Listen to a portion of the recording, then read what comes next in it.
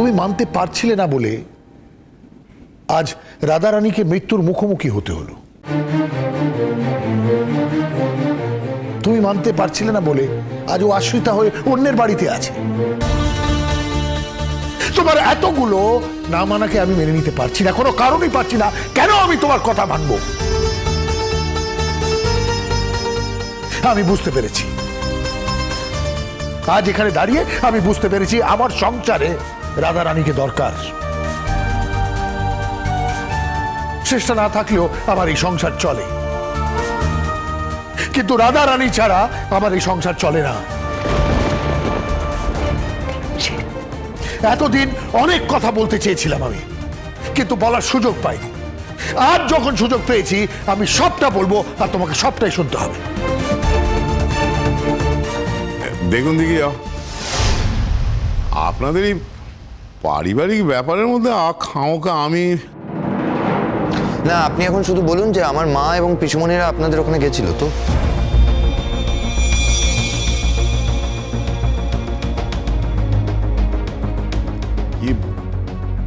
কি বলবো বলো দিনি, আমাকে সে এমন করে শাসিয়ে গেল যাতে আমি তোমাদের পরিবারের ব্যাপারে কিচ্ছুটি না বলি।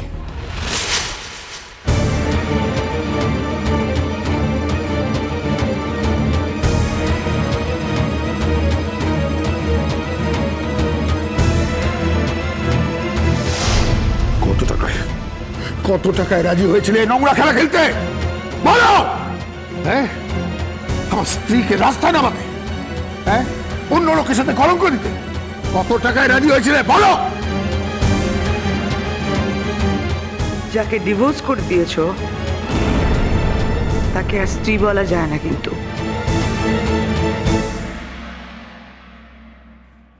আর যদি সেই স্ত্রীকে আমি সসম্মানে এই বাড়িতে ফিরিয়ে আনি, তা তো স্ত্রী বলতে কোথাও আটকাবে না। কেন করো? তুমি যা বলছো ভেবে বলছো? 100 বার 100 বার এই কথাগুলো আমি ভেবে বলছি। শেষটা এই এতগুলো লোকের সামনে তোমার ছেলে মেয়ে যেখানে দাঁড়িয়ে আছে সেখানে দাঁড়িয়ে আমি আজ অ্যানাউন্স করছি আমি তোমার সাথে আর থাকবো না। শেষটা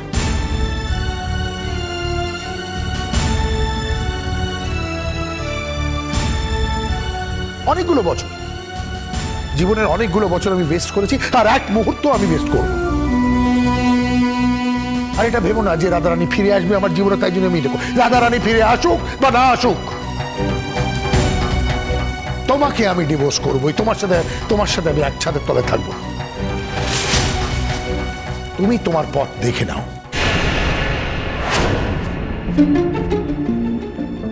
এত এত সহজ নাকি? এটা কি ছেলে মেয়ের পুতুল খেলা? তুমি চাইলেই ভেঙে দেবে? আমি একজন অ্যাডভোকেট, সাধারণ মেয়ে নই। আমি জানি খেলোয়াড় স্বামীকে কি করে শায়েস্তা করতে হয়। আমার মনে আছে শেষটা। তবে তুমি হয়তো ভুলে যাচ্ছ যে আমি একজন ব্যারিস্টার, আর এই মহলে আমার যথেষ্ট নাম আছে। আমি চাইলে তোমার এই নোংরা খেলাটা খুব সুন্দরভাবে খেলতে পারি। তার আগে একবার জেনে নাও না তোমার ছেলে তোমার মেয়ে তারা কি চায়। আমি চাই আমার মামনি ফিরে আসুক।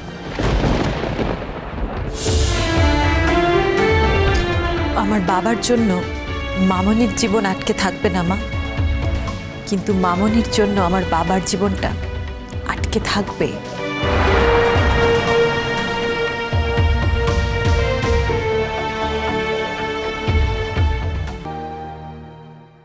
কেঁদো না বৌদি, ধর্মের কল বাতাসে নড়ে। অধর্মের কল কিসে নড়ে শাহানা? ও দাদা, দাদা আপনি একটা পরের বাড়ির মেয়ের কথা শুনে। কোয়েল, আমার যা শোনার আমার যা বোঝার আমি সবটাই বুঝে নিয়েছি। এর মধ্যে পড়ো না, বিপদ তোমার বাড়বে।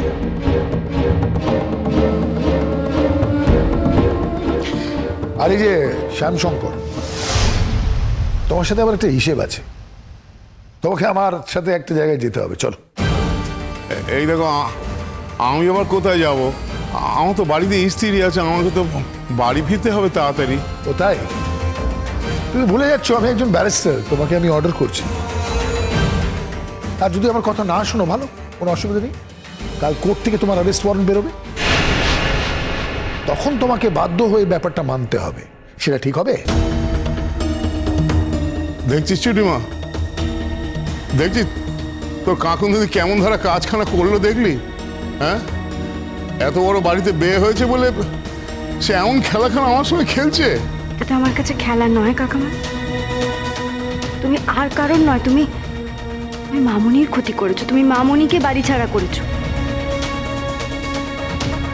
সেই অপরাধের শাস্তি তো তোমাকে পেতেই হবে। দেখছো না বাবা তার বিবাহিত স্ত্রীকেই ছাড়ছেন না, তুমি তো কোন ছাড়। জেঠু, আপনি যদি এই কাজটা করতে পারেন তাহলে আমি সত্যি ভাববো যে আপনি একটা কাজের কাজ করেছেন। আমি মেয়ে হয়ে বলছি যে আপনি আমার বাবার শাস্তির ব্যবস্থা করুন। চেষ্টা, ডিভোর্স পিটিশনটা তুমি ফাইল করবে না আমি করব। অ্যালিমনি বা কম্পেনসেশন নিয়ে চিন্তা করো না, সবটাই পাবে। এবং ফ্ল্যাট কেনার টাকাও আমি আলাদাভাবে তোমাকে দিয়ে দেবো, সেটা নিয়ে চিন্তা করবে না। কিন্তু তোমাকে এই বাড়ি ছেড়ে যেতেই হবে। আমি জানি আজ বললে তুমি কাল হয়তো যেতে পারবে না, 15 দিন সময় নাও। I think that is enough. তোমার সাথে আমার ডিল শেষ। কুপুন, আমাকে এই ছোট্ট খেলাটা খেলে আসতে দাও, তারপরে বাড়িতে এসে আমরা বাকি আলোচনা করব। চলো। দাদা, দাদা আমার এত বড় সর্বনাশখানা করবেন না দাদা। আপনি একদম চুপ করুন। নিজে থেকে না গেলে এবার পুলিশ ডাকবো, দিয়ে পুলিশের গাড়িতে তুলে দেবো। কোনটা চান বলুন? জামাই বাবা, না, কোনো সম্বোধন করার দরকার নেই। আর সময় নষ্ট করবেন না, আমার বাবার সাথে যান এক্ষুনি।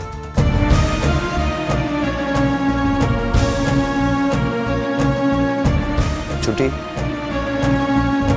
ছুটি, তোমায় ধন্যবাদ বলে আমি আর ছোট করতে চাই না। তো আজকে তুমি আমাদের যা উপকার করলে, এই উপকার আমাদের কেউ কখনো করেনি। ধন্যবাদটা আমায় বলো না, ধন্যবাদ কাকুন দিকে জানাও। আজ যদি দিদি না চাইতো তাহলে এটা কেউ জানতে পারতো না। আমার কাকুন্দির দেওয়ালে পিঠ থেকে গেছে বলেই এটা জানিয়েছে। সমুদ্রদা, যে মানুষের সম্মান পাওয়া উচিত তাকে সম্মান দিতে ভুলো না। তোমার কাছে আমরা এইটুকুই আশা করি।